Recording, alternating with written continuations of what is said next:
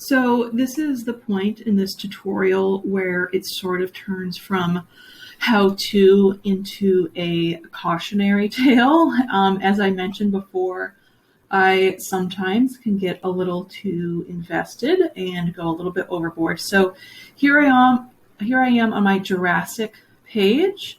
So I have my fast facts. I have this graphic from the Geological Survey. I have 3 videos which I found, this one from the National Park Service, a couple more from YouTube. I added a link here to that Ancient Earth interactive globe. I've also, as you can see here on the right-hand side, added some dinosaurs, very short little bios about some dinosaurs from this period. And as you can see, that column has gotten rather long. And as I have mentioned in earlier videos, I like things to be even. So my options are I could delete some of these guys, which is going to be very painful for me because I love all of them equally. I could tinker with the column width, which I thought about, but I realized that would actually probably make my situation worse because then these pictures would get bigger, but the text lines would be the same, so that would just make my situation worse. Or I can sort of maybe add some more content in here to even it out because, more dinosaur stuff, the better. So one thing I thought about is I could go find more videos to put in here. I could also just put some images or other kinds of text resources. So one thing I thought about doing is a different kind of box. I'm going to try a gallery box, and I'll just put Jurassic scenes here for now, and I can change that later.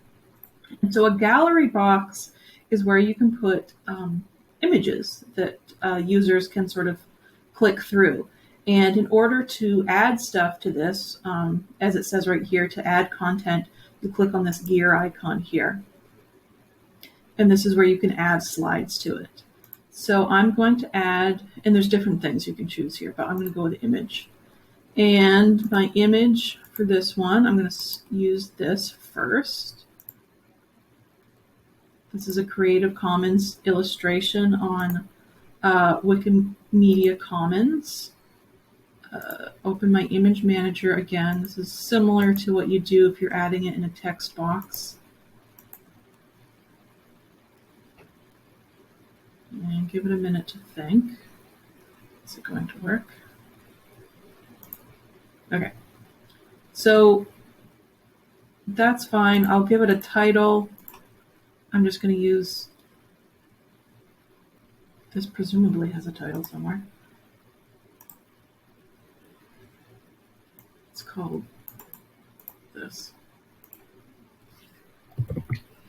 And it has sort of a lengthy description. This is somewhat useful, but for right now, I'm just going to use this name to attribute it.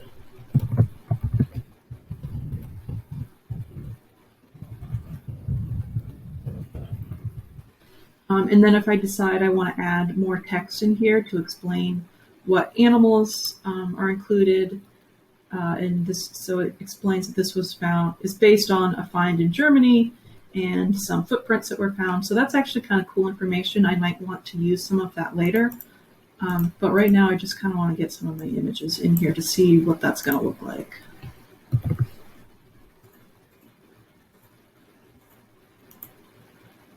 So there's my first one, and now I'm going to add another one, the same thing.